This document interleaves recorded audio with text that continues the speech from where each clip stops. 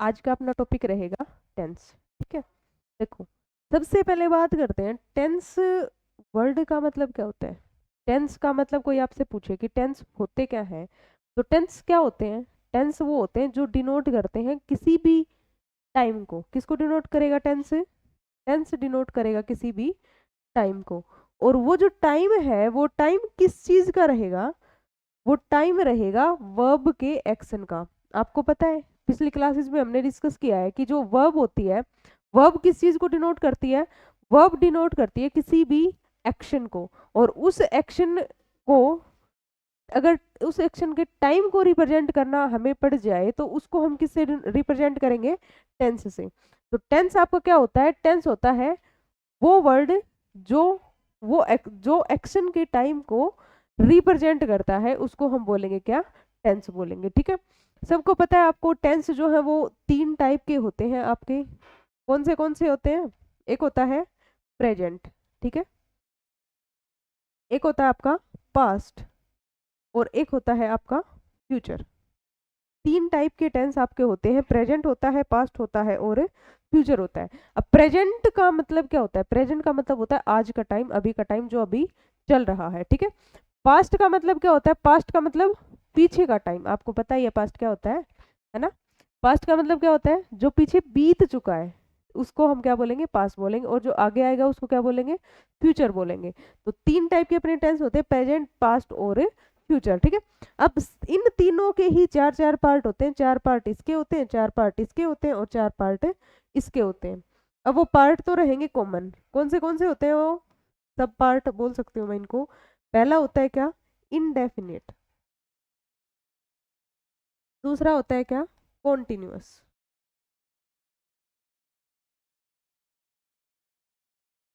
Third होता है क्या? परफेक्ट। एंड फोर्थ होता है क्या? Perfect continuous.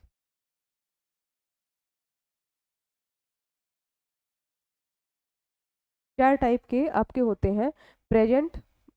अगर मैं प्रेजेंट के चारों टाइप की बात करूं तो प्रेजेंट इंडेफिनिट हो जाएगा, प्रेजेंट कॉन्टिन्यूअस हो जाएगा, प्रेजेंट परफेक्ट हो जाएगा और प्रेजेंट परफेक्ट कॉन्टिन्यूअस हो जाएगा। अगर मैं पास्ट के चारों टाइप की बात करूं तो पास्ट इंडेफिनिट हो जाएगा, पास्ट कॉन्टिन्यूअस हो जाएगा, पास्ट परफेक्ट हो जाएगा और पास्ट परफेक्ट कॉन्टिन्यूअस हो जाएगा। अगर मैं फ्यूचर की बात करूं तो future indefinite, future continuous, future perfect और फ्यूचर परफेक्ट कॉन्टिन्यूअस। तो तीनों के ही हमारे 4 4 पार्ट होते हैं। टोटल अपने को कितने टेंस पढ़ने हैं?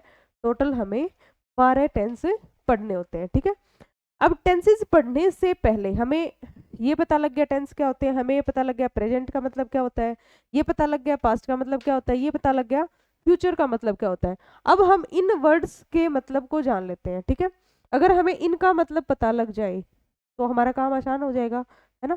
तो सबसे पहले बात करते हैं, सबसे पहला वर्ड क्या लिखा हुआ है? सबसे पहला वर्ड है इनडेफिनेट। अब इनडेफिनेट का मतलब क्या होता है? देखो डेफिनेट वर्ड आपने कहीं ना कहीं सुना होगा। ठीक है, डेफिनेट का मतलब क्या होता है? डेफिनेट का मतलब होता है निश्चित। ठीक है, कोई ऐसी चीज जो फिक्स हो उसको हम क्या बोलेंगे? डेफिनेट बोलेंगे। अब इससे पहले इन लग गया। अब इन प्रीफिक्स का मतलब क्या होता है? इन प्रीफिक्स का मतलब होता है नेगेटिव। इनडेफिनेट का मतलब क्या हुआ? ऐसी चीज जो फिक्स ना हो, ऐसी चीज जो फिक्स नहीं हो उसको हम क्या बोलेंगे? इनडेफिनेट। यानी अगर हम इनडेफिनेट टेंस की बात करें तीनों में ही, प्रेजेंट में भी, पास्ट में भी और फ्यूचर में भी, तीनों में अगर हम इनडेफिनेट की बात करें तो इनडेफिनेट वो एक्शन कट होगा जिसका हमें टाइम पता नहीं लगता, जिसका टाइम डेफिनेट नहीं है। ठीक है, अगर टाइम डेफिनेट नहीं है तो उसको हम क्या बोलेंगे? इनडेफिनेट बोलेंगे। ठीक है, कॉन्टिन्यूअस का मतलब क्या होता है? अब कॉन्टिन्यू वर्ड आपने सुना होगा कहीं ना कहीं। कॉन्टिन्यू का मतलब होता है लगातार। ठीक है, तो कॉन्टिन्यूअस का मतलब क्या होगा? ऐसी चीज जो लगातार चल रही है उसको हम क्या बोलेंगे? कॉन्टिन्यूअस बोलेंगे। ठीक है, परफेक्ट का मतलब क्या होता है? परफेक्ट का मतलब क्या होता है? जैसे आप कई बार किसी को बोलते भी होगे, है ना, कि आप मेरे लिए परफेक्ट हो। परफेक्ट का मतलब क्या होता है? परफेक्ट का मतलब होता है कंप्लीट हो, आपके अंदर कोई कमी नहीं है। ठीक है, तो परफेक्ट का मतलब हुआ कंप्लीट। यानी परफेक्ट टेंस कौन सा होगा? जिसके अंदर एक्शन कैसे हो चुके होंगे? कंप्लीट हो चुके होंगे। इसके अंदर क्या होगा? टाइम पता नहीं लगेगा, टाइम नॉट फिक्स्ड। ठीक है, और कॉन्टिन्यूअस के अंदर क्या होगा, कॉन्टिन्यूअस के अंदर होगा एक्शन हमारा कॉन्टिन्यू होगा, कॉन्टिन्यू चल रहा होगा, और परफेक्ट का मतलब एक्शन कंप्लीट हो गया होगा। और परफेक्ट कॉन्टिन्यूअस की अगर मैं बात करूं तो परफेक्ट कॉन्टिन्यूअस जो है वो दो वर्ड्स से ही मिलके बना है, इन्हीं दो टेंस को मिला के ही बना है परफेक्ट कॉन्टिन्यूअस। अगर मैं परफेक्ट की बात करूं तो एक्शन कैसा हो गया, कंप्लीट हो गया, और अगर मैं कॉन्टिन्यूअस की बात करूं तो एक्शन क्या है, अभी चल रहा है। क्या ऐसा पॉसिबल है, अगर हम देखें तो क्या ऐसा पॉसिबल है कि एक्शन कंप्लीट भी हो गया और एक्शन चल भी रहा है, ऐसा पॉसिबल है क्या? पॉसिबल तो नहीं है।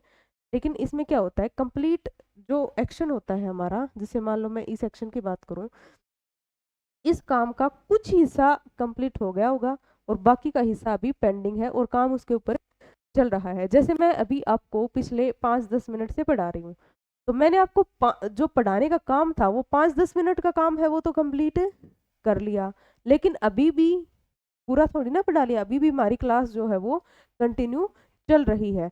तो जो हमारा ये पढ़ाने का काम है पिछले 5-10 मिनट का कंप्लीट हो गया, बाकी का अभी पेंडिंग है, तो इसको हम बोल सकते हैं कौन सा काम है ये, परफेक्ट है और कॉन्टिन्यूअस, यानी कुछ हिस्सा इसका कंप्लीट हो गया और कुछ हिस्सा अभी भी चल रहा है। ठीक है, चारों के आपको मीनिंग पता लग गए होंगे मेरे हिसाब से।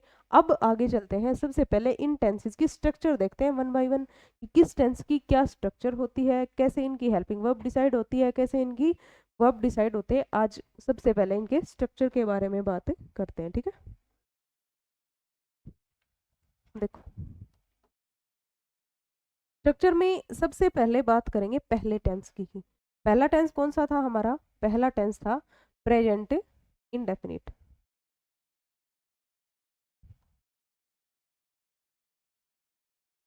पहला टेंस कौन सा है हमारा, प्रेजेंट इंडेफिनिट। देखो प्रेजेंट का मतलब अभी जो चल रहा है, और इंडेफिनिट का मतलब अभी जो चल रहा है उसके अंदर आपको टाइम डेफिनेट नहीं दिया हुआ है। ठीक है, अब आपको सेंटेंस के टाइप्स मैंने बताए थे। अजर्टिव सेंटेंस होता है जिसमें अफर्मेटिव और नेगेटिव दो टाइप के आपके होते हैं सेंटेंस, और उसके बाद आपका इंटेरोगेटिव होता है। इंटेरोगेटिव भी आपके दो टाइप के होते हैं, दोनों टाइप मैंने बताए थे। अगर किसी ने नहीं देखा हो तो पीछे वाली वीडियो आप देख सकते हो, जो कंजंक्शन की थी उसके अंदर बताया गया था कि अजर्टिव सेंटेंस दो टाइप के थे, अफर्मेटिव और नेगेटिव। इंटेरोगेटिव आपके दो टाइप के हैं, क्लोज एंडेड और ओपन एंडेड। तो इन्हीं चारों की आपको स्ट्रक्चर पढ़नी है, क्योंकि इसके बाद में जो भी सेंटेंस के टाइप होते हैं, इंपेरेटिव होता है या फिर एक्सक्लेमेटरी होता है या फिर ऑप्टेटिव होता है, वो टेंस की स्ट्रक्चर को फॉलो नहीं करते। टेंस की स्ट्रक्चर को सिर्फ दो ही सेंटेंस के टाइप हैं जो फॉलो करते हैं, अजर्टिव सेंटेंसेस और इंटेरोगेटिव सेंटेंसेस। ठीक है, तो सबसे पहले बात करते हैं अजर्टिव में, मैं बात कर रही हूँ अफर्मेटिव सेंटेंसेस की। अब अफर्मेटिव की स्ट्रक्चर क्या होती है, सबसे पहले देखो आपको ये पता होना चाहिए, अगर कोई आपसे ही पूछ ले कि प्रेजेंट की पहचान क्या होती है, तो आप क्या बताओगे, प्रेजेंट की पहचान होती है हमेशा वर्ब की फर्स्ट फॉर्म। प्रेजेंट की पहचान क्या होती है, वर्ब की फर्स्ट फॉर्म।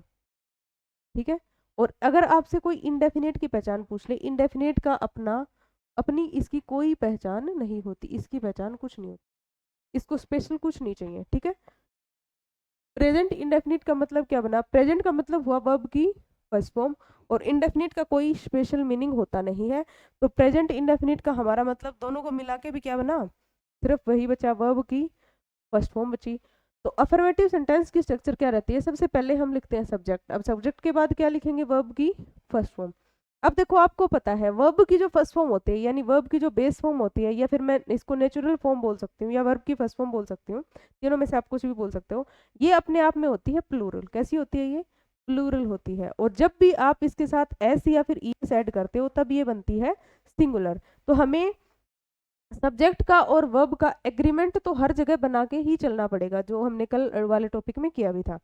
तो एग्रीमेंट का मतलब क्या हुआ, अगर यहाँ पे हमारा जो सेंटेंस है उसका सब्जेक्ट है क्या, प्लूरल, तो हम इसके साथ वर्ब की फर्स्ट फॉर्म लिख सकते हैं डायरेक्ट, कोई दिक्कत नहीं है, इसके बाद आपका ऑब्जेक्ट आ जाएगा। ठीक है, लेकिन अगर हमारे सेंटेंस में जो सब्जेक्ट है वो सब्जेक्ट कैसा हुआ, सब्जेक्ट हुआ हमारा सिंगुलर, तो अगर सिंगुलर सब्जेक्ट है तो इसके साथ हम वर्ब की फर्स्ट फॉर्म डायरेक्ट लिख नहीं सकते, क्योंकि सब्जेक्ट कैसा हुआ, सिंगुलर, और वर्ब की फर्स्ट फॉर्म जो है वो कैसी हुई, वो हुई अपने आप में प्लूरल। तो इसके साथ भी हमें क्या करना पड़ेगा, वर्ब की फर्स्ट फॉर्म के साथ हमें एस लगाना पड़ेगा या फिर ES लगाना पड़ेगा। तो अगर आप वर्ब की फर्स्ट फॉर्म के साथ SEIS लगाते हो तब आपकी वर्ब बनती है सिंगुलर। ये दो चीजें आप हमेशा ध्यान रखना भाई। अगर आपको कहीं भी नाउन दे रखा है और नाउन के साथ आप ऐड करते हो एस या फिर ES, तो नाउन हमेशा बनता है कैसा, प्लूरल बनता है। और कहीं भी आपको वर्ब दे दे, वर्ब की फर्स्ट फॉर्म दे दे, उसके साथ आप ऐड करते हो एस या ES, तो वर्ब कैसी बनती है, हमेशा सिंगुलर बनती है। ठीक है, दो ही चीजों यानी दो ही पार्ट ऑफ स्पीच ऐसे हैं जिनके साथ SEIS लगता है आपका, एक नाउन के साथ लगता है, एक वर्ब के साथ लगता है। अगर नाउन के साथ SEIS लग रहा है तो नाउन बनेगा प्लूरल, और वर्ब के साथ अगर SEIS लग रहा है तो वर्ब बनेगी कैसी, सिंगुलर।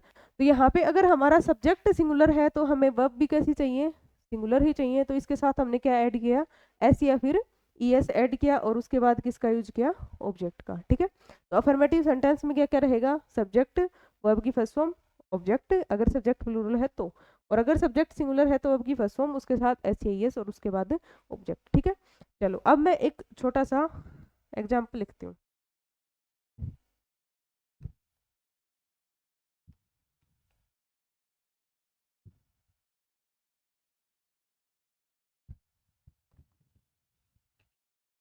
हमारा सेंटेंस है क्या, आई गो या फिर गोज टू स्कूल डेली। ठीक है, क्वेश्चन ये है कि आई जो है वो अपने आप में कैसा होता है, सिंगुलर होता है कि प्लूरल होता है, आई होता है अपने आप में सिंगुलर। तो अब इसके साथ हम गो का यूज करें या फिर गोज का यूज करें, अकॉर्डिंग टू रूल अगर सब्जेक्ट सिंगुलर है तो वर्ब कैसी रहनी चाहिए, सिंगुलर रहनी चाहिए। तो हमें क्या करना पड़ेगा, आई के साथ है गोज का यूज करना पड़ेगा, जबकि वो यूज करना सही नहीं है। आई के साथ लगता क्या है, वो लगता है। इसका मतलब या तो हमारा ये वाला रूल गलत है या फिर हम ये पढ़ गलत रहे हैं, दोनों में से एक चीज तो गलत होनी चाहिए। तो गलत क्या है, गलत कुछ भी नहीं है, एक छोटी सी मिस्टेक है। मिस्टेक क्या होती है, यहाँ पे एक वर्ड होता है जो ओमिट होता है, वो लिखा नहीं जाता, बहुत बार बहुत जगह लिखते भी नहीं है। और आपको पता है ना, आधा अधूरा ज्ञान जो है वो ज्यादा हानिकारक होता है। तो हम इसी के अकॉर्डिंग फिर गो कर देंगे, गोज कर देंगे, और हमारा सेंटेंस गलत हो जाएगा। तो यहाँ पे आपको सिर्फ और सिर्फ सिंगुलर ही ध्यान नहीं रखना, सिंगुलर के साथ आपको दो चीजें और ध्यान रखनी है। वो क्या होगी आपकी, थर्ड पर्सन सिंगुलर। अगर आपका फर्स्ट पर्सन है या फिर सेकंड पर्सन है तो उसको हम प्लूरल की तरह से ट्रीट करेंगे, चाहे वो सिंगुलर ही क्यों ना हो। लेकिन अगर थर्ड पर्सन आपका प्रेजेंट है तो थर्ड पर्सन को आप कैसा लेके चलोगे, थर्ड पर्सन को आप लेके चलोगे सिंगुलर। अगर आपका थर्ड पर्सन सिंगुलर दे रखा है कहीं भी तो उसके साथ आप हमेशा सिंगुलर ही वर्ब का यूज करोगे। इसके अलावा अगर फर्स्ट पर्सन दे रखा है, सेकंड पर्सन दे रखा है, तो उसके साथ आप डायरेक्ट वर्ब की फर्स्ट फॉर्म का यूज कर सकते हो। और आपको पता है आई जो है वो कौन सा प्रोनाउन है, आई है आपका फर्स्ट पर्सन, और फर्स्ट पर्सन के साथ हमें देखने की जरूरत ही नहीं है क्योंकि फर्स्ट पर्सन के साथ कभी SEIS नहीं लगेगा। तो आई के साथ आपका रहेगा प्लूरल, और बाकी यू के साथ भी प्लूरल, बी के साथ भी प्लूरल, और इसके अलावा जो थर्ड पर्सन होता है ही शी इट, उनके साथ तीनों के साथ आपका सिंगुलर रहेगा। दे प्लूरल ही होता है तो दे के साथ भी प्लूरल ही वर्ब का आप यूज करोगे। ठीक है, प्रेजेंट इंडेफिनिट की जो स्ट्रक्चर है अफर्मेटिव सेंटेंसेस की, वो ध्यान रखना भाई, सब्जेक्ट प्लस वर्ब की फर्स्ट फॉर्म और उसके बाद ऑब्जेक्ट। अगर थर्ड पर्सन सिंगुलर है तो इसके साथ SEIS लगा देना। ठीक है, आगे चले। सबको पता है ना आप लोगों को first person, second person, third person का? अगर नहीं पता तो प्रोनाउन वाली वीडियो दोबारा देख लेना, आपको पता लग जाएगा फर्स्ट पर्सन कौन से होते हैं, सेकंड कौन से होते हैं, और थर्ड कौन से होते हैं। ठीक है, इसके बाद बात करते हैं हम लोग नेगेटिव सेंटेंसेस। ये तो थे हमारे अफर्मेटिव सेंटेंसेस, अब बात करते हैं नेगेटिव सेंटेंसेस। अब नेगेटिव का मतलब क्या हुआ, नेगेटिव का मतलब होता है जहां पे आपका नोट आए। ठीक है, नोट आए वो आपका होता है नेगेटिव। और नोट एक एडवर्ब होती है जो हेल्पिंग वर्ब और मेन वर्ब के बीच में लिखी जाती है। तो यहाँ पे हमारे लिए हेल्पिंग वर्ब होना जरूरी हो जाता है। अगर आप प्रेजेंट इंडेफिनिट जो है उसके अगर आप एडजेक्टिव की बात करोगे, अफर्मेटिव की बात करोगे, तो यहाँ पे हमारे पास कोई भी हेल्पिंग वर्ब हमने यूज नहीं की थी, सिर्फ मेन वर्ब का ही यूज किया था। लेकिन जब नेगेटिव सेंटेंस की बात हम करेंगे तो नेगेटिव सेंटेंस में आपको हेल्पिंग वर्ब का यूज जरूर करना पड़ेगा, क्योंकि नोट जो आता है वो हेल्पिंग वर्ब और मेन वर्ब के बीच में आता है। ठीक है, तो इसलिए हमें हेल्पिंग वर्ब ढूंढनी, और वह जो हेल्पिंग वर्ब है वो क्या है,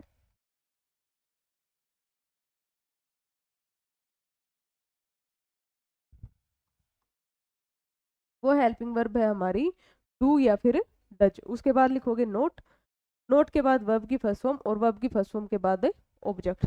हमारी हेल्पिंग वर्ब रहेगी डू या फिर डज। अब आपको पता है डू और डज में डिफरेंस कुछ नहीं है, वही एस या ई एस वाला डिफरेंस है और उसी के अकॉर्डिंग हम यूज करते हैं। अगर आपका ये जो सब्जेक्ट है ये आपका है थर्ड पर्सन, और थर्ड पर्सन में कैसा है, सिंगुलर। अगर थर्ड पर्सन सिंगुलर है आपका, तो इसके साथ में आप क्या करोगे, डज लगा दोगे। और अगर आपका ये जो सब्जेक्ट है ये फर्स्ट पर्सन है या फिर सेकंड पर्सन है, या इसके अलावा कोई भी प्लूरल है, प्लूरल नाउन है या फिर प्लूरल प्रोनाउन है, तो इसके साथ में आप क्या लगाओगे, डू लगाओगे। तो डू और डज में भी डिफरेंस वही एस ई एस वाला था, रूल भी वही एस या ई एस वाला ही काम करेगा, ठीक है।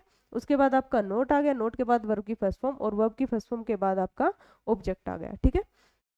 अब आगे चलते हैं नेगेटिव के बाद इंटेरोगेटिव सेंटेंस पे। अब इंटेरोगेटिव में भी यही चीजें होती है।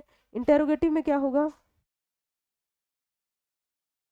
वही दो टाइप के आपके इंटेरोगेटिव होते हैं, ओपन एंडेड और क्लोज एंडेड। तो सबसे पहले बात कर लेते हैं क्लोज एंडेड की। क्लोज एंडेड में क्या रहेगा, सबसे पहले आप लिखते हो हेल्पिंग वर्ब। अब हेल्पिंग वर्ब अपने पास क्या है, डू है या फिर डज है, और डू और डज के बाद आप किसका यूज करोगे, सब्जेक्ट का यूज करोगे। जो भी आपके पास सब्जेक्ट दे रखा है, डू डज के बाद सब्जेक्ट आ जाएगा। सब्जेक्ट के बाद आप क्या लिखोगे, वर्ब की फर्स्ट फॉर्म लिखोगे, और उसके बाद क्या आएगा, ऑब्जेक्ट आएगा। तो do does plus subject plus verb की फर्स्ट फॉर्म प्लस ऑब्जेक्ट, ये आपका इंटेरोगेटिव क्लोज एंडेड का स्ट्रक्चर रहेगा। अगर मैं इंटेरोगेटिव ओपन एंडेड की बात करूं, तो इंटेरोगेटिव ओपन एंडेड में क्या रहेगा, कुछ फर्क नहीं है, दोनों में फर्क है सिर्फ और सिर्फ एक क्वेश्चन वर्ड का। तो ओपन एंडेड में सबसे पहले आप लिखोगे क्वेश्चन वर्ड, और उसके बाद लिखोगे आप डू या फिर डज, और डू डज के बाद आप लिखना पड़ेगा आपको सब्जेक्ट, सब्जेक्ट के बाद वर्ब की फर्स्ट फॉर्म, और वर्ब की फर्स्ट फॉर्म के बाद ऑब्जेक्ट, ठीक है। अब आपको एक चीज का ध्यान रखना है, नेगेटिव और इंटेरोगेटिव सेंटेंस दोनों में ही ध्यान क्या रखोगे, अगर आप डज का यूज कर रहे हो तो डज के बाद में आप वर्ब की फर्स्ट फॉर्म ही लिखोगे, उसके साथ एस या फिर ई एस का यूज नहीं करना है, ठीक है। डज आ गया तो ये नहीं कि डज भी कर दो आप और वर्ब की फर्स्ट फॉर्म के साथ एस या ई एस भी लगा दो, दोनों चीजें एक साथ नहीं होंगी। डज का यूज अगर किया जा रहा है तो उसके बाद में आपको एस या ई एस नहीं लगाना है, ठीक है, इस चीज का ध्यान रखना। ये थी आपकी जो प्रेजेंट इंडेफिनिट हमारा पहला टेंस है उसकी स्ट्रक्चर थी, ठीक है। इसके बाद हम बात करेंगे सेकंड टेंस की। अब सेकंड टेंस कौन सा है हमारा, सेकंड टेंस है हमारा प्रेजेंट कॉन्टिन्यूअस।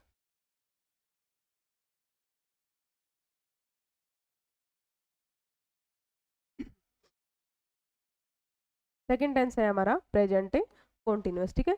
अभी मैंने आपको बताया प्रेजेंट का मतलब, मैं आपसे पूछूं तो आपको क्या पता होना चाहिए, प्रेजेंट का मतलब हुआ वर्ब की फर्स्ट फॉर्म, प्रेजेंट का मतलब हुआ वर्ब की फर्स्ट फॉर्म। उसके बाद कॉन्टिन्यूअस, अच्छा कॉन्टिन्यूअस का मतलब क्या होता है, कॉन्टिन्यूअस का मतलब होता है लगातार, और जहां कहीं भी आपको कॉन्टिन्यूअस वर्ड मिल गया वहां पे वर्ब की फर्स्ट फॉर्म के साथ हमेशा क्या आएगा, आईएनजी आएगा। यानी कोई आपसे कॉन्टिन्यूअस की पहचान पूछ ले तो कॉन्टिन्यूअस की पहचान क्या होती है, वर्ब की फर्स्ट फॉर्म के साथ है आईएनजी, और प्रेजेंट की पहचान क्या होती है, वर्ब की फर्स्ट फॉर्म। यानी अभी हमें दो कॉम्बिनेशन बनाने हैं, कॉम्बिनेशन क्या, वर्ब की फर्स्ट फॉर्म भी आनी चाहिए और वर्ब की फर्स्ट फॉर्म के साथ आईएनजी भी आना चाहिए। देखते हैं ये कॉम्बिनेशन कैसे बनेगा। अब इनमें क्या होता है, आपको एक चीज का ध्यान रखना है, जितने भी टेंस हम पढ़ेंगे सभी में ही हेल्पिंग वर्ब और मेन वर्ब का जो भी लास्ट वाला सेंटेंस, लास्ट वाला वर्ड होगा, जैसे यहाँ पे लास्ट में क्या लिखा हुआ है, कॉन्टिन्यूअस लिखा हुआ है, कॉन्टिन्यूअस हमारा बनाएगा हमेशा मेन वर्ब। कौन सा बनाएगा, हमेशा मेन वर्ब। सिर्फ कॉन्टिन्यूअस नहीं, यहाँ पे अगर परफेक्ट लास्ट में लिखा हुआ है तो परफेक्ट आपका मेन वर्ब बनाएगा। अगर परफेक्ट कॉन्टिन्यूअस है तो कॉन्टिन्यूअस में अगर लास्ट में कॉन्टिन्यूअस लिखा हुआ है परफेक्ट कॉन्टिन्यूअस में, तो कॉन्टिन्यूअस आपका वर्ब जो भी मेन वर्ब होगी उसका फॉर्मेशन करेगा। तो यहाँ पे जो मेन वर्ब आएगी अफर्मेटिव सेंटेंस की अगर मैं बात करूँ, सबसे पहले तो सब्जेक्ट लिखेंगे, सब्जेक्ट के बाद यहाँ पे हेल्पिंग वर्ब आएगा। अभी मैं हेल्पिंग वर्ब के लिए ब्लैंक छोड़ देती हूँ।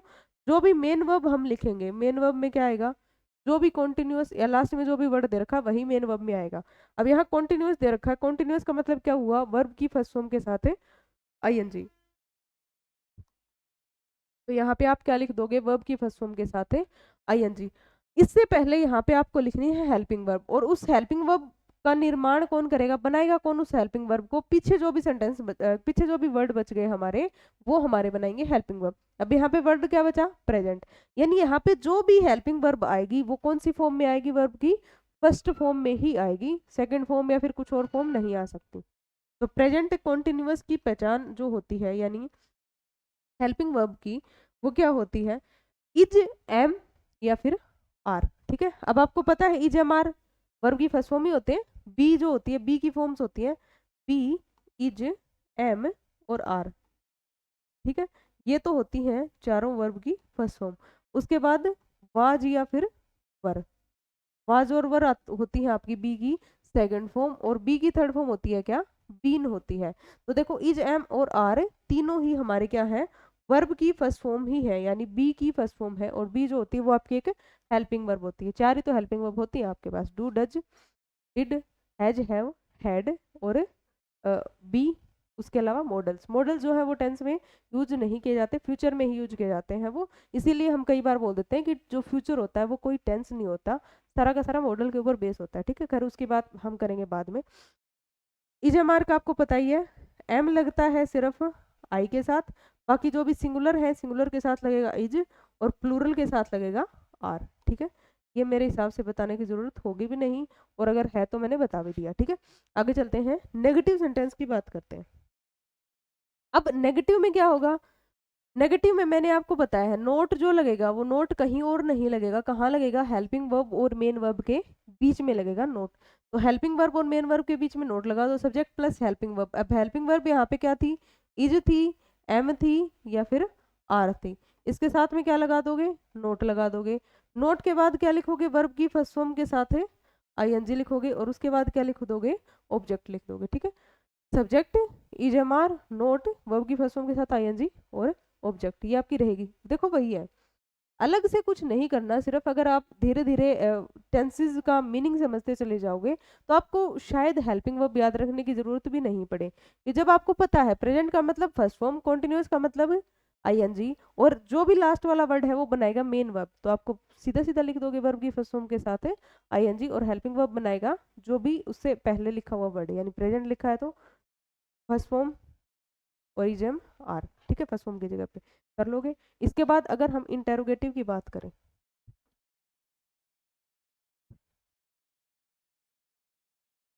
इंटेरोगेटिव वही अपने दो टाइप के होते हैं, ये वहाँ यहाँ बात कर रही हूँ क्लोज एंडेड की, और नीचे बात कर रहे हैं ओपन एंडेड की। अब क्लोज एंडेड में क्या रहेगा, सबसे पहले हेल्पिंग वर्ब लिखोगे। हेल्पिंग वर्ब हमारी क्या है, इज है, एम है और आर है। हेल्पिंग वर्ब के बाद आप किसका यूज करोगे, सब्जेक्ट का यूज करोगे। सब्जेक्ट के बाद आप किसका यूज करोगे, वर्ब की फर्स्ट फॉर्म के साथ है आईएनजी का यूज करोगे, और उसके बाद किसका यूज करोगे, ऑब्जेक्ट का यूज करोगे, ठीक है। ओपन एंडेड में सबसे पहले वही क्वेश्चन वर्ड लिख दोगे, क्वेश्चन वर्ड के बाद इज, एम, आर का यूज कर देना। इज, एम, आर के बाद सब्जेक्ट, सब्जेक्ट के बाद वर्ब की फर्स्ट फॉर्म के साथ आईएनजी, और उसके बाद लिख दोगे ऑब्जेक्ट, ठीक है।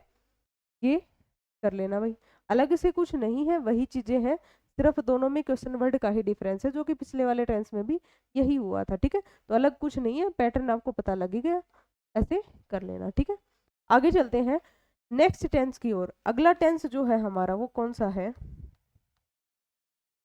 वो है आपका प्रेजेंट परफेक्ट। अगला टेंस कौन सा है, प्रेजेंट परफेक्ट, ठीक है। अब प्रेजेंट का मतलब क्या होता है, वही मतलब जो पिछले दो टेंसेस में क्या है, वर्ब की फर्स्ट फॉर्म, ठीक है। परफेक्ट का मतलब क्या होता है, परफेक्ट का मतलब होता है, अभी मैंने बताया था कंप्लीट, यानी वर्ब की थर्ड फॉर्म, ठीक है। अब यहाँ पे जो भी मेन वर्ब बनेगी, वो मेन वर्ब किससे बनेगी, मेन वर्ब बनेगी इस वर्ड से, और ये वर्ड क्या है, परफेक्ट। तो सबसे पहले हम लिखेंगे क्या, वही अफर्मेटिव सेंटेंस की स्ट्रक्चर, सबसे पहले लिखनी है अफर्मेटिव सेंटेंस की स्ट्रक्चर। अफर्मेटिव में क्या रहेगा, देखो सबसे पहले लिखा जाएगा क्या, सब्जेक्ट लिखा जाएगा। सब्जेक्ट के बाद अभी मैं हेल्पिंग वर्ब को छोड़ रही हूँ, मेन वर्ब में क्या लिखा जाएगा, वर्ब की थर्ड फॉर्म, जो भी लास्ट वाला वर्ड है उससे आप पहले मेन वर्ब बना दो। मेन वर्ब क्या बनेगी, वर्ब की थर्ड फॉर्म। हेल्पिंग वर्ब में हमें क्या चाहिए, वर्ब की फर्स्ट फॉर्म चाहिए। हमारे पास हेल्पिंग वर्ब तीन ही है, खैर मॉडल तो फ्यूचर में यूज होते हैं, बी है, उसके अलावा डू, डज, डिड है, और उसके अलावा हैज, हैव, हैड है। डू डज का यूज हमने कर दिया इंडेफिनेट में, इज, एम, आर का यूज भी हमने कर दिया कॉन्टिन्यूअस में। अब बचा कौन, सिर्फ हैज है, भी तो हेल्पिंग वर्ब बची है अपने पास, तो हैज, हैव का यूज कर दो यहाँ पे प्रेजेंट परफेक्ट में, हैज, हैव प्लस वर्ब की थर्ड फॉर्म, और उसके बाद लिख दो क्या, ऑब्जेक्ट लिख दो, ठीक है। ऐसे ही अगर हम इसका नेगेटिव बनाएं, नेगेटिव की स्ट्रक्चर बनाएंगे, तो नेगेटिव की स्ट्रक्चर में क्या रहेगा, सबसे पहले सब्जेक्ट लिखो, सब्जेक्ट के बाद लिखना है आपने हैज या फिर हैव, और हैज, हैव के बाद नोट। नोट कहाँ लगेगा ये ध्यान रखना ही, पोजीशन हेल्पिंग वर्ब और मेन वर्ब के बीच में लगेगा, ठीक है, प्लस वर्ब की थर्ड फॉर्म और उसके बाद क्या आएगा, ऑब्जेक्ट आएगा, ठीक है।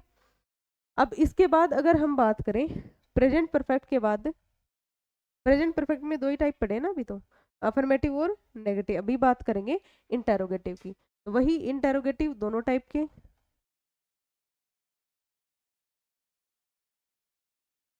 इंटेरोगेटिव क्लोज एंडेड और इंटेरोगेटिव ओपन एंडेड, ठीक है। क्लोज एंडेड का मतलब पहले क्या लिखोगे आप, हेल्पिंग वर्ब लिखोगे, तो हेल्पिंग वर्ब अपने पास क्या है, हैज या फिर हैव है।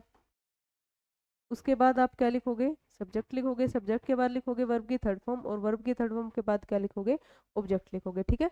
ओपन एंडेड में सबसे पहले क्वेश्चन वर्ड, क्वेश्चन वर्ड के बाद सेम यही पैटर्न रहेगा जो ऊपर लिख रखा है, एज इट इज, हैज या फिर हैव, हैज हैव के बाद सब्जेक्ट, सब्जेक्ट के बाद वर्ब की थर्ड फॉर्म और वर्ब की थर्ड फॉर्म के बाद ऑब्जेक्ट, ठीक है। ये आपका इंटेरोगेटिव का पैटर्न रहेगा। इसके बाद बात करते हैं हम अगले टेंस की, ठीक है।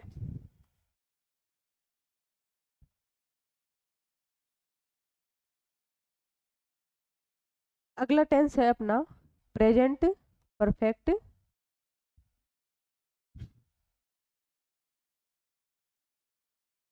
कॉन्टिन्यूअस। प्रेजेंट परफेक्ट कॉन्टिन्यूअस में क्या होगा, देखो अब की बार अपने पास तीन वर्ड आ गए, प्रेजेंट, प्रेजेंट का मतलब हुआ वर्ब की फर्स्ट फॉर्म, परफेक्ट, परफेक्ट का मतलब हुआ वर्ब की थर्ड फॉर्म, और कॉन्टिन्यूअस, कॉन्टिन्यूअस का मतलब क्या हुआ, वर्ब की फर्स्ट फॉर्म के साथ है आईएनजी, ठीक है। तो थोड़ी देर पहले मैंने आपको बताया था जब भी आप स्ट्रक्चर की पहचान करोगे या स्ट्रक्चर जब भी लिखोगे, तो जो भी सबसे लास्ट वाला वर्ड होगा, मेन वर्ड आपका, मेन वर्ब जो है वो आपका वही वर्ड बनाएगा। अब यहाँ पे लास्ट वाला वर्ड कौन सा लिखा हुआ है, लास्ट का वर्ड लिखा हुआ है कॉन्टिन्यूअस, तो जो भी आपकी मेन वर्ब होगी वो यही वर्ड बनाएगा, यानी मेन वर्ब आपकी क्या रहेगी, वर्ब की फर्स्ट फॉर्म के साथ है आईएनजी। चलो बनाने की कोशिश करते हैं स्ट्रक्चर। सबसे पहले बात करेंगे अफर्मेटिव सेंटेंस की। अब अफर्मेटिव में क्या रहेगा, सबसे पहले यूज करोगे सब्जेक्ट, सब्जेक्ट के बाद अभी अभी हमें नहीं पता हेल्पिंग वर्ब क्या आएगी, पर अभी हमें ये पता है कि मेन वर्ब का मतलब क्या हुआ, मेन वर्ब का मतलब हुआ वर्ब की फर्स्ट फॉर्म के साथ है आईएनजी, ठीक है। उसके बाद यहाँ पे आएगा क्या, ऑब्जेक्ट, और ऑब्जेक्ट के बाद इसमें एक स्पेशल चीज जो एक्स्ट्रा आती है वो क्या आती है, सिंस या फिर फॉर, और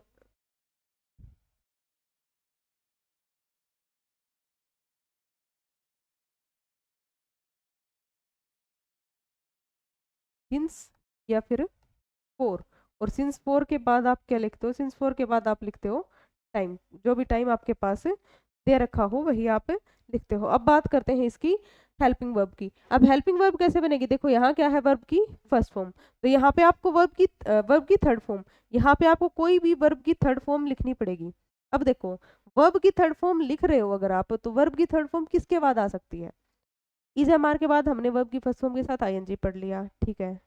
हमने डू डज इट के बाद भी वर्ब की फर्स्ट फॉर्म पढ़ ली, ठीक है। दोनों में से कोई भी ऐसा नहीं है जिसके बाद वर्ब की थर्ड फॉर्म आ सके। फिर बचा अपने पास हैज या फिर हैव, हैज हैव के बाद वर्ब की थर्ड फॉर्म आ सकती है, आती है भाई, जब हम परफेक्ट पढ़ रहे थे तो हैज हैव के साथ क्या आ रही थी, वर्ब की थर्ड फॉर्म। और अगर वैसे देखो तो प्रेजेंट परफेक्ट का मतलब ही क्या था, हैज प्लस वर्ब की थर्ड फॉर्म, तो यहाँ पे जो भी आपकी हेल्पिंग वर्ब रहेगी वो क्या रहेगी, हैज या फिर हैव, और हैज हैव के बाद आप क्या लिख दोगे, बीन लिख दोगे, ठीक है। हैज हैव उसके बाद बीन, फिर वर्ब की फर्स्ट फॉर्म के साथ आईएनजी, उसके बाद object since for plus time. ये आपकी स्ट्रक्चर रहेगी अफर्मेटिव की। अगर मैं नेगेटिव की बात करूं, नेगेटिव में क्या रहेगा, सब्जेक्ट प्लस हैज या फिर हैव, और हैज हैव के बाद आप क्या लगा दोगे, नोट लगा दोगे, नोट के बाद बीन, और बीन के बाद वर्ब की फर्स्ट फॉर्म के साथ आईएनजी, और उसके बाद ऑब्जेक्ट लिखोगे, ऑब्जेक्ट लिखने के बाद लिखोगे सिंस या फिर फोर, और सिंस फोर के बाद आपने लिखना है टाइम, ठीक है। अगर मैं इंटेरोगेटिव की बात करूं तो इंटेरोगेटिव वही अपने दो टाइप के,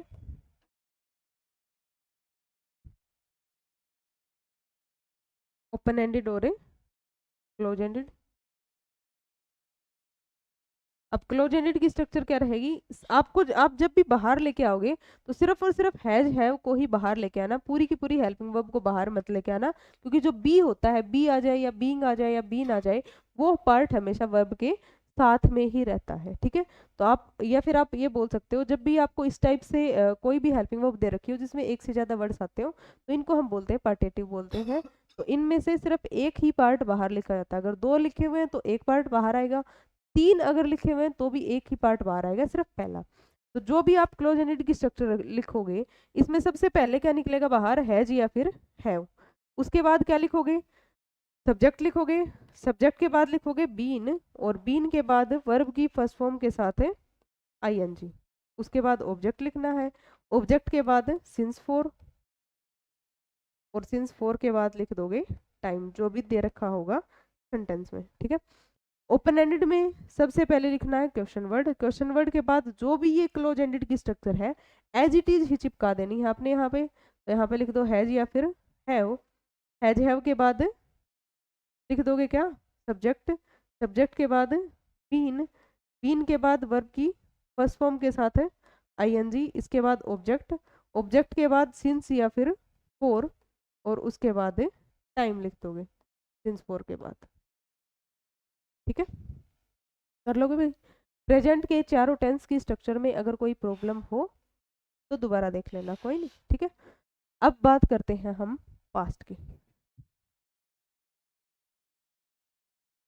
चलिए, अब पास्ट में सबसे पहला टेंस था, यानी जो हमारा 5 नंबर का टेंस है, और पास्ट में है पहला पास्ट इंडेफिनिट। पास्ट इंडेफिनिट का मतलब क्या होता है, पास्ट इंडेफिनिट, पास्ट का मतलब वर्ब की सेकंड फॉर्म, और इंडेफिनिट का मतलब कुछ होता नहीं है।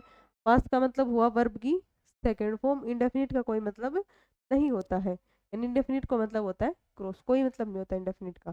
तो जो भी आपकी स्ट्रक्चर रहेगी पास्ट इंडेफिनिट की, तो स्ट्रक्चर कैसी रहेगी, सबसे पहले अगर मैं अफर्मेटिव सेंटेंस की स्ट्रक्चर की बात करूं, तो अफर्मेटिव में क्या रहेगा, सबसे पहले लिखोगे सब्जेक्ट, सब्जेक्ट के बाद अब यहाँ पे पास्ट का मतलब क्या है, वर्ब की सेकंड फॉर्म, और कुछ है नहीं अपने पास लिखने के लिए, तो सिर्फ और सिर्फ क्या लिखोगे, वर्ब की सेकंड फॉर्म लिखोगे, और उसके बाद किसका यूज कर दोगे, ऑब्जेक्ट का यूज कर दोगे, ठीक है। अगर मैं नेगेटिव सेंटेंस के स्ट्रक्चर की बात करूं, तो नेगेटिव का मतलब क्या हुआ, सबसे पहले लिखो क्या, सब्जेक्ट लिख दो, सब्जेक्ट के बाद अब यहाँ पे वर्ब की सेकंड फॉर्म है। अब आपको पता है नेगेटिव में हेल्पिंग वर्ब और मेन वर्ब के बीच में क्या आता है, नोट आता है, तो हमें हेल्पिंग वर्ब तो कहीं ना कहीं से लेके आनी पड़ेगी, तो वहीं से लेके आओगे जहां से प्रेजेंट इंडेफिनिट के लिए लेके आए थे। अब प्रेजेंट इंडेफिनिट के लिए कहाँ से लेके आए थे हम, डू और डज। अब यहाँ पे वर्ब की अगर सेकंड फॉर्म लगेगी, तो डू और डज की सेकंड फॉर्म क्या होती है, डू और डज की सेकंड फॉर्म होती है डिड, तो यहाँ पे जो हेल्पिंग वर्ब लगेगी वो क्या लग जाएगी, डिड लग जाएगी। उसके बाद क्या यूज करोगे, नोट यूज करोगे।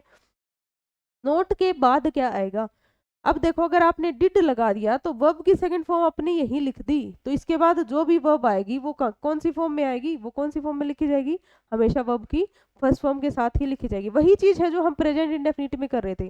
प्रेजेंट इंडेफिनिट में भी अगर डू और डज लग गया तो उसके बाद वर्ब की फर्स्ट फॉर्म के साथ एस दोबारा नहीं लगाया जाता डज लगने के बाद। तो यहाँ भी वही रहेगा, अगर आप डिड के फॉर्म में सेकंड फॉर्म पहले ही लिख देते हो तो बाद में क्या आएगी, वर्ब की फर्स्ट फॉर्म का यूज होगा, ठीक है। अगर मैं इंटेरोगेटिव की बात करूं, वही आपने इंटेरोगेटिव दोनों टाइप के, क्लोज एंडेड और ओपन एंडेड। तो क्लोज एंडेड में क्या रहेगा, सबसे पहले लिख दोगे क्या, हेल्पिंग वर्ब, और हेल्पिंग वर्ब क्या है अपने पास यहाँ पे, डिड हेल्पिंग वर्ब है। उसके बाद लिखोगे क्या, सब्जेक्ट लिखोगे, सब्जेक्ट के बाद क्या लिखोगे, वर्ब की फर्स्ट फॉर्म, फर्स्ट फॉर्म लिखनी है, सेकंड फॉर्म नहीं लिखनी, याद रखना। और ये एरर बहुत बार आता है पेपर में, डिड के साथ वर्ब की सेकंड फॉर्म लिख के दे देते हैं, तो आपको ये याद रखना है, डिड अगर कहीं भी आ गया तो उसके बाद वर्ब की फर्स्ट फॉर्म ही आती है, कोई और फॉर्म नहीं आती, ठीक है। इसके बाद लिख दोगे क्या, ऑब्जेक्ट लिख दोगे। अगर हम इंटेरोगेटिव ओपन एंडेड की बात करें तो सबसे पहले आएगा क्या, क्वेश्चन वर्ड आएगा, क्वेश्चन वर्ड के बाद आपने लिख देना है डिड, डिड के बाद आएगा सब्जेक्ट, और सब्जेक्ट के बाद वर्ब की फर्स्ट फॉर्म, वर्ब की फर्स्ट फॉर्म के बाद क्या आएगा, ऑब्जेक्ट आएगा, ठीक है।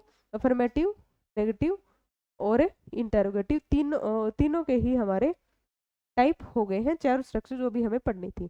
इसके बाद हम चलते हैं अगले टेंस पे। अगला टेंस जो है हमारा वो है पास्ट कॉन्टिन्यूअस।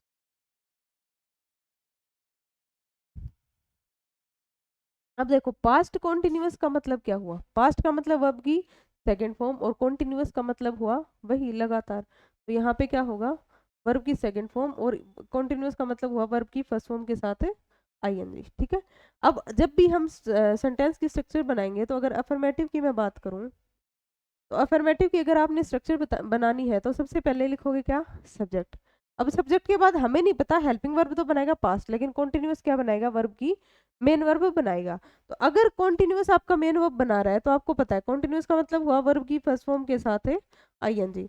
तो जो भी आपकी मेन वर्ब आएगी वो वर्ब की फर्स्ट फॉर्म के साथ है आईएनजी आ जाएगा, और उसके बाद आप यूज कर दोगे किसका, ऑब्जेक्ट का। ठीक है, अब ये क्या है, वर्ब की सेकंड फॉर्म। अब प्रेजेंट कॉन्टिन्यूस के लिए हम हेल्पिंग वर्ब कहाँ से लेके आए थे, प्रेजेंट इंडेफिनिट के प्रेजेंट कॉन्टिन्यूस के लिए हमारी हेल्पिंग वर्ब थी इज, एम या फिर आर। अब उसी की सेकंड फॉर्म लिखी थी हमने, तो यहाँ पे उसी की सेकंड फॉर्म का यूज करोगे। इज एम आर की सेकंड फॉर्म क्या होती है, वाज या फिर वर होती है। अब आपको पता है सिंगुलर अगर सब्जेक्ट हुए तो वाज आ जाएगा, प्लूरल हुए तो वर आ जाएगा। ठीक है, अगर हम इसके बाद नेगेटिव की स्ट्रक्चर की बात करें, नेगेटिव की स्ट्रक्चर कैसी रहती है, सबसे पहले लिखो सब्जेक्ट, सब्जेक्ट के बाद लिखो वाज या फिर वर, वाज वर के बाद क्या लिखोगे, नोट लिखोगे, नोट के बाद लिखो वर्ब की फर्स्ट फॉर्म के साथ है आईएनजी, और उसके बाद क्या लिखोगे, ऑब्जेक्ट लिखोगे। ठीक है, अगर मैं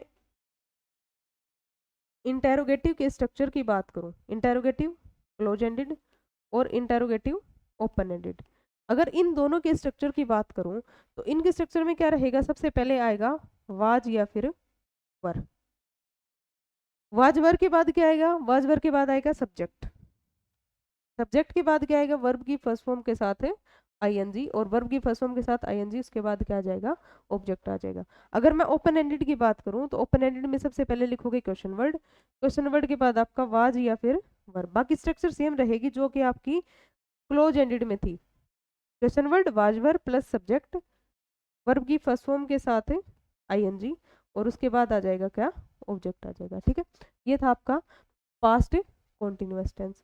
इसके बाद बात करते हैं पास्ट परफेक्ट की।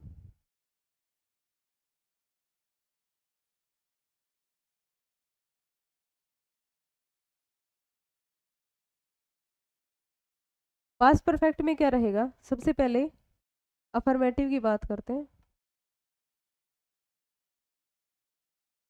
देखो परफेक्ट, पास्ट का मतलब हुआ वर्ब की सेकंड फॉर्म, और परफेक्ट का मतलब हुआ वर्ब की थर्ड फॉर्म। ठीक है, वैसे ही स्ट्रक्चर बनाएंगे। सबसे पहले लिखोगे क्या, सब्जेक्ट, सब्जेक्ट के बाद हेल्पिंग वर्ब नहीं पता हमें, लेकिन मेन वर्ब जो आएगी वो क्या आएगी, वर्ब की थर्ड फॉर्म आएगी, और उसके बाद क्या आएगा, ऑब्जेक्ट आएगा। अगर पास्ट की बात करें तो वर्ब की सेकंड फॉर्म। अब सेकंड फॉर्म का मतलब क्या हुआ, प्रेजेंट परफेक्ट में हमने जो भी हेल्पिंग वर्ब यूज की थी उसी की सेकंड फॉर्म यहाँ पे यूज कर दो। प्रेजेंट परफेक्ट में क्या यूज किया था, हैज या फिर हैव, तो यहाँ पे हम पास्ट परफेक्ट में क्या यूज कर देंगे, हैज हैव की सेकंड फॉर्म क्या होती है, हेड होती है, तो यहाँ पे यूज कर देंगे हेड प्लस वर्ब की थर्ड फॉर्म प्लस ऑब्जेक्ट। ठीक है, नेगेटिव की बात करूँ तो नेगेटिव भी सिर्फ हेल्पिंग वर्ब और मेन वर्ब के बीच में आप नोट का यूज कर दो, subject plus head plus note plus verb की थर्ड फॉर्म और प्लस ऑब्जेक्ट। ठीक है, अगर मैं इंटेरोगेटिव की बात करूँ तो इंटेरोगेटिव में हेल्पिंग वर्ब सब्जेक्ट से पहले आ जाएगी, head plus subject plus verb की थर्ड फॉर्म प्लस ऑब्जेक्ट। ठीक है, अगर इंटेरोगेटिव में ये था क्लोज एंडेड, और अगर मैं इंटेरोगेटिव ओपन एंडेड की बात करूं तो ओपन एंडेड में सबसे पहले लिखोगे क्वेश्चन वर्ड, क्वेश्चन वर्ड के बाद लिखोगे हेड, हेड के बाद लिखोगे सब्जेक्ट, सब्जेक्ट के बाद वर्ब की थर्ड फॉर्म, और वर्ब की थर्ड फॉर्म के बाद आ जाएगा ऑब्जेक्ट। ठीक है, इजी सी है स्ट्रक्चर हो जाएंगी। आगे बात करते हैं पास्ट परफेक्ट कॉन्टिन्यूअस।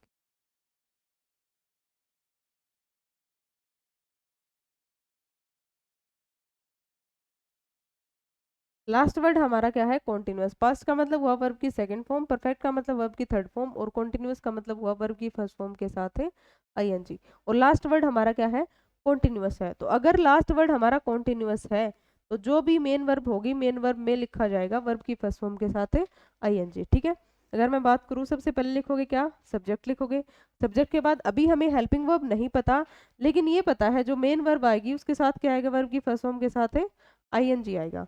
उसके बाद लिखेंगे हम ऑब्जेक्ट, ऑब्जेक्ट के बाद वही जो पीछे प्रेजेंट परफेक्ट में लिखा था सिंस या फिर फोर, और सिंस फोर के बाद आएगा क्या, टाइम आएगा। ठीक है, अब देखो सब्जेक्ट के बाद यहाँ पे बारी आती है हेल्पिंग वर्ब की। हेल्पिंग वर्ब दो चीजों से बनेगी, सेकंड फॉर्म से और थर्ड फॉर्म से। जो भी प्रेजेंट परफेक्ट टेंस की हेल्पिंग वर्ब थी उसी की सेकंड फॉर्म यूज कर दो। प्रेजेंट परफेक्ट में हमने क्या लगाया था, हैज हैव प्लस बीन, तो यहाँ पे क्या लगा दोगे आप, हैज हैव की सेकंड फॉर्म होती है क्या, हैड, और हैड के बाद बीन लगा दोगे, ठीक है। हैड बीन वर्ब की फर्स्ट फॉर्म के साथ आईएनजी, ऑब्जेक्ट, सिंस, फॉर और टाइम, ठीक है।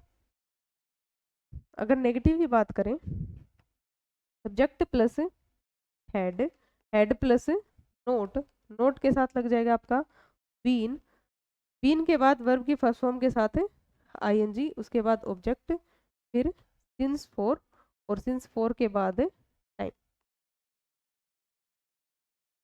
ठीक है। अगर मैं इंटेरोगेटिव की बात करूं, इंटेरोगेटिव वही दोनों क्लोज एंडेड और ओपन एंडेड, पहले बात कर लेते हैं क्लोज एंडेड की, फिर बात करेंगे ओपन एंडेड की। तो क्लोज एंडेड में क्या रहेगा, हेड पहले आ जाएगा, उसके बाद सब्जेक्ट, सब्जेक्ट के बाद बीन आएगा,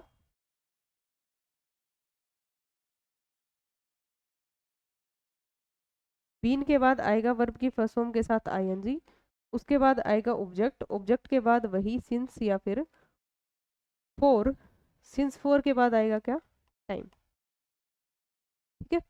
अगर मैं ओपन एंडेड की बात करूँ तो ओपन एंडेड में भी सबसे पहले क्वेश्चन वर्ड आएगा, क्वेश्चन वर्ड के बाद जो ये स्ट्रक्चर क्लोज एंडेड की है सेम स्ट्रक्चर आ जाएगी, head plus subject plus been plus first form के साथ है ING plus object plus since for, और सिंस फोर के बाद आएगा क्या, टाइम आ जाएगा, ठीक है। ठीक है, कर लोगे प्रेजेंट की चारों स्ट्रक्चर, पास्ट की चारों स्ट्रक्चर। अब अपने पास सिर्फ फ्यूचर और बचता है, उसकी चारों स्ट्रक्चर और देख लेते हैं कैसे कैसे बनती है, ठीक है। सबसे पहले बात करेंगे हम फ्यूचर इंडेफिनिट की।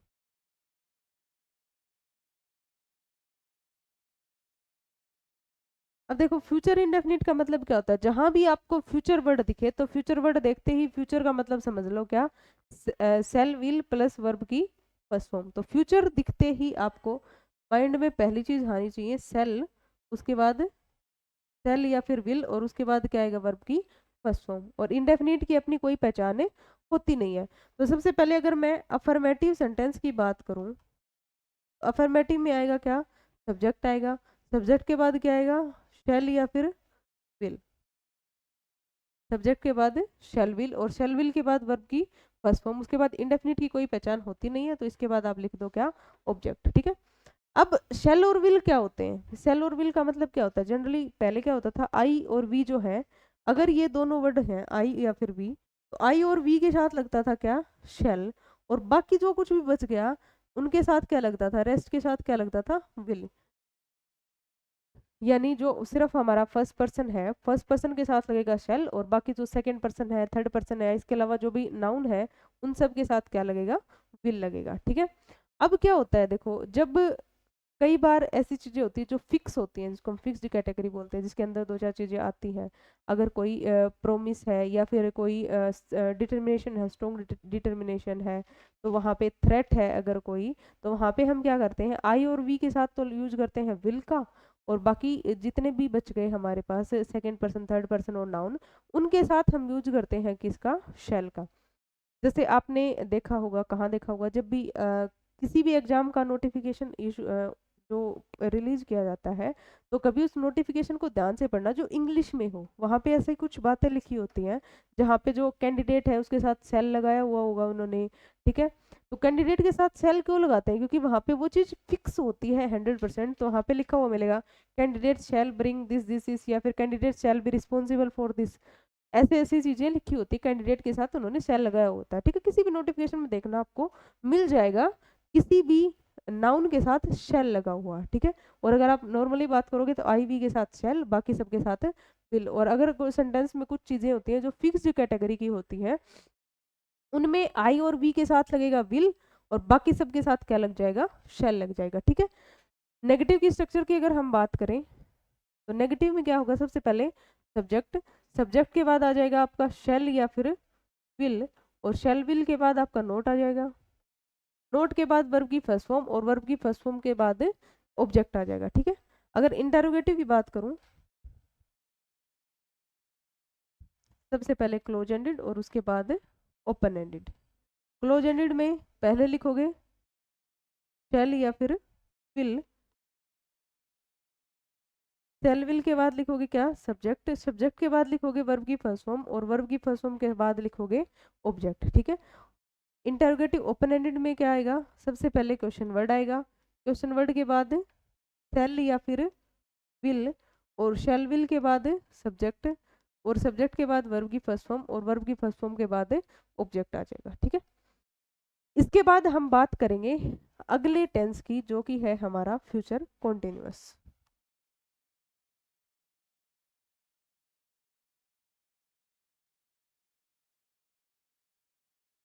ठीक है। अब फ्यूचर कॉन्टिन्यूअस, फ्यूचर का मतलब क्या हुआ, शैल विल प्लस वर्ब की फर्स्ट फॉर्म, और कॉन्टिन्यूअस का मतलब क्या हुआ, वर्ब की फर्स्ट फॉर्म के साथ है आईएनजी, ठीक है।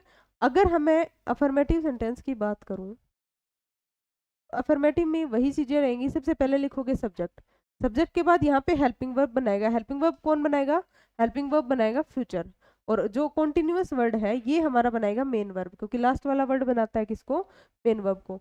तो हेल्पिंग वर्ब की जगह खाली छोड़ते हैं, इसके बाद लिखते हैं कॉन्टिन्यूअस। कॉन्टिन्यूअस का मतलब हुआ वर्ब की फर्स्ट फॉर्म के साथ है आईएनजी, ठीक है। अगर हम वर्ब की फर्स्ट फॉर्म के साथ आईएनजी की बात करें तो फ्यूचर में क्या आता है, सेल या फिर विल। अब आपको पता है सेल विल जो है वो मॉडल होते हैं, और मॉडल के बाद आप डायरेक्ट वर्ब की फर्स्ट फॉर्म के साथ आईएनजी नहीं लिख सकते, आपको साथ में वर्ब की फर्स्ट फॉर्म लिखनी पड़ेगी, और वो फर्स्ट फॉर्म क्या होगी, वो फर्स्ट फॉर्म होगी बी, ठीक है। तो यहाँ पे आपको हेल्पिंग वर्ब के नाम पे सेल विल और उसके साथ लिखना पड़ेगा बी, उसके बाद वर्ब की फर्स्ट फॉर्म के साथ आईएनजी, और उसके बाद लिखोगे ऑब्जेक्ट, ठीक है। अगर मैं नेगेटिव की बात करूं, नेगेटिव में सबसे पहले सब्जेक्ट आ जाएगा, सब्जेक्ट के बाद शैल विल, शैल विल के बाद नोट आ जाएगा, नोट के बाद बी, बी के बाद वर्ब की फर्स्ट फॉर्म के साथ आईएनजी, और उसके बाद ऑब्जेक्ट, ठीक है। अगर मैं इंटेरोगेटिव की बात करूं, ओपन एंडेड और क्लोज एंडेड, सबसे पहले यहाँ बात करते हैं क्लोज एंडेड की, यहाँ बात करेंगे ओपन एंडेड की। तो क्लोज एंडेड में सबसे पहले लिखना आपको शैल या फिर विल, और उसके बाद सब्जेक्ट, सब्जेक्ट के बाद बी लिखना है, बी के बाद वर्ब की फर्स्ट फॉर्म के साथ है आईएनजी, और उसके बाद लिखोगे ऑब्जेक्ट लिख दोगे, ठीक है। अगर मैं ओपन एंडेड की बात करूँ तो ओपन एंडेड में सबसे पहले क्वेश्चन वर्ड, क्वेश्चन वर्ड के बाद शैल या फिर विल, शैल विल के बाद सब्जेक्ट, सब्जेक्ट के बाद बी, बी के बाद वर्ब की फर्स्ट फॉर्म के साथ है आईएनजी, और प्लस ऑब्जेक्ट, ठीक है। ये आपकी थी फ्यूचर कॉन्टिन्यूअस की स्ट्रक्चर, ठीक है। सिर्फ दो टेंस और बाकी है, जल्दी से उनकी स्ट्रक्चर और देख लेते हैं, उसके बाद टेंस की स्ट्रक्चर अपनी कंप्लीट हो जाएंगी, ठीक है। फ्यूचर परफेक्ट की बात करते हैं। अब फ्यूचर में वही वर्ब की first form, shell will plus verb की फर्स्ट फॉर्म, और परफेक्ट में वर्ब की थर्ड फॉर्म, इसको कैसे मैनेज करेंगे, सबसे पहले अफर्मेटिव की बात कर लेते हैं। अफर्मेटिव में सबसे पहले लिखोगे सब्जेक्ट, सब्जेक्ट के बाद आएगा क्या, हेल्पिंग वर्ब। अब हेल्पिंग वर्ब को एक बार छोड़ देते हैं, पहले मेन वर्ब पे फोकस करते हैं। मेन वर्ब किससे बनेगी आपकी, परफेक्ट वर्ड से आपकी बनेगी मेन वर्ब। अब परफेक्ट का मतलब क्या होता है, वर्ब की थर्ड फॉर्म होती है, तो इसके बाद आपने क्या लिखना है, वर्ब की थर्ड फॉर्म लिखनी है, वर्ब की थर्ड फॉर्म के बाद लिख दोगे ऑब्जेक्ट। अब हेल्पिंग वर्ब चाहिए हमें, हेल्पिंग वर्ब किससे बनेगी, फ्यूचर से, और फ्यूचर में सेल विल प्लस वर्ब की फर्स्ट फॉर्म आनी चाहिए। तो ठीक है, सेल विल की बात कर लेते हैं, शेल और विल, ठीक है। और इसके साथ में हमें वर्ब की फर्स्ट फॉर्म, अब भी हम यूज कर चुके, तो इसके अलावा किसका यूज कर सकते हैं, हैव का यूज कर सकते हैं। अब यहाँ पे आपको एक चीज पे फोकस करना है, फोकस किस चीज पे करना है, ये जो हैव लिखा हुआ है ना, इसको कहीं हैज मत कर देना आप, कि कहीं ऐसा ना हो जो सब्जेक्ट हमारा सिंगुलर दिख गया, उस सिंगुलर के साथ आपने यूज कर दिया विल हैज, नहीं, या तो विल हैव आएगा या फिर शैल हैव आएगा। सिर्फ विल शैल को देखना है, हैव को नहीं छोड़ना, हैव सिर्फ हैव ही रहेगा, चाहे सब्जेक्ट सिंगुलर हो, चाहे सब्जेक्ट प्लूरल हो, चाहे फर्स्ट पर्सन हो, सेकंड पर्सन हो, थर्ड पर्सन हो, कोई मतलब नहीं है, ठीक है। आगे बात करते हैं हम अफर्मेटिव के बाद नेगेटिव की। नेगेटिव में क्या आएगा, सबसे पहले सब्जेक्ट, सब्जेक्ट के बाद शेल और विल, शेल विल के बाद नोट आ जाएगा, note plus have plus verb की थर्ड फॉर्म, और वर्ब की थर्ड फॉर्म के बाद ऑब्जेक्ट, ठीक है। इंटेरोगेटिव की बात करते हैं। इंटेरोगेटिव में वही दो टाइप के होते हैं, क्लोज एंडेड और ओपन एंडेड। क्लोज एंडेड की बात करोगे तो शेल और विल पहले आ जाएंगे स्टार्टिंग में। शेल विल के बाद आएगा सब्जेक्ट, सब्जेक्ट के बाद आएगा हैव के बाद आएगा वर्ब की थर्ड फॉर्म, और वर्ब की थर्ड फॉर्म के बाद आएगा ऑब्जेक्ट। ठीक है। ओपन एंडेड की बात अगर करें तो ओपन एंडेड में सबसे पहले आएगा question word.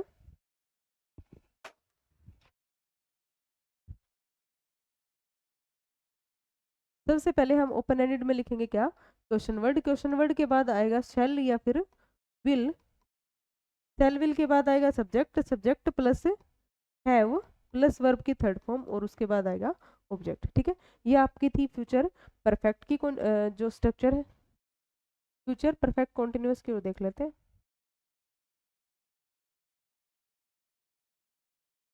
Future perfect continuous. ठीक है। वही लास्ट वाला वर्ड हमारा कॉन्टिन्यूअस है, तो मेन वर्ब हमारी कहाँ से बनेगी, कॉन्टिन्यूअस से हमारी मेन वर्ब बनेगी। ठीक है। देखते हैं। सबसे पहले आया सब्जेक्ट, सब्जेक्ट के बाद हेल्पिंग वर्ब की जगह छोड़ देते हैं, पहले देखते हैं कॉन्टिन्यूअस। कॉन्टिन्यूअस का मतलब हुआ वर्ब की फर्स्ट फॉर्म के साथ है आईएनजी, और उसके बाद आएगा क्या, ऑब्जेक्ट। ऑब्जेक्ट के बाद आपका सिंस फोर। अच्छा, यहाँ पे एक चीज ध्यान रखना है, सिंस जो होता है, सिंस के बाद आपको जो भी टाइम दिया जाएगा वो हमेशा टाइम होता है पास्ट का। इसीलिए जो फ्यूचर होता है इसके अंदर सिंस फोर की जगह पे हम यूज किसका करते हैं, सिंस की जगह पे हम यूज करते हैं फ्रॉम का। फोर एज इट इज वैसे ही रहेगा, सिर्फ सिंस के साथ दिक्कत होती है, सिंस के बाद हमेशा पास्ट का टाइम लिखा जाता है, यहाँ पे टाइम हमारा फ्यूचर का हो जाता है, तो इसके बाद लिख दोगे आप टाइम। अब बात करते हैं हेल्पिंग वर्ब की। अब फ्यूचर का, फ्यूचर परफेक्ट की हमने हेल्पिंग वर्ब अभी थोड़ी देर पहले तो देखी थी, शेल विल और उसके बाद हैव। क्या लिख दोगे, शेल विल उसके बाद हैव। अब हैव तो आ गया, हैव के बाद हमें वर्ब की कौन सी फॉर्म चाहिए, वर्ब की थर्ड फॉर्म चाहिए हैव के बाद तो, लेकिन यहाँ वर्ब की फर्स्ट फॉर्म के साथ आईएनजी लिखा हुआ है, तो वो थर्ड फॉर्म हम कैसे बनाएंगे, वो थर्ड फॉर्म हम बनाएंगे बी के साथ। तो लिख दोगे क्या, सब्जेक्ट प्लस शेल विल के बाद हैव, और हैव के बाद बीन, उसके बाद वर्ब की फर्स्ट फॉर्म के साथ आईएनजी, और उसके बाद फ्रॉम ऑब्जेक्ट फ्रॉम और फॉर, उसके बाद टाइम। ठीक है। नेगेटिव की बात करोगे, नेगेटिव में सबसे पहले सब्जेक्ट, सब्जेक्ट के बाद विल या फिर शैल, विल शैल के बाद नोट, नोट प्लस हैव के बाद बीन, वर्ब की फर्स्ट फॉर्म के साथ आईएनजी, इसके बाद ऑब्जेक्ट, ऑब्जेक्ट के बाद फ्रॉम या फिर फॉर, और उसके बाद टाइम। ठीक है। अगर मैं इंटेरोगेटिव की बात करूं, इंटेरोगेटिव वही क्लोज एंडेड और ओपन एंडेड। ठीक है। क्लोज एंडेड में सबसे पहले क्या लिखोगे, विल या फिर शैल लिखोगे। विल शैल के बाद क्या लिखोगे, सब्जेक्ट लिखोगे। सब्जेक्ट के बाद क्या लिखोगे, हैव लिखोगे। हैव के बाद बीन लिखोगे। बीन के बाद वर्ब की फर्स्ट फॉर्म के साथ आईएनजी, उसके बाद ऑब्जेक्ट, फिर फ्रॉम या फिर फॉर, और उसके बाद लिख दोगे क्या, टाइम।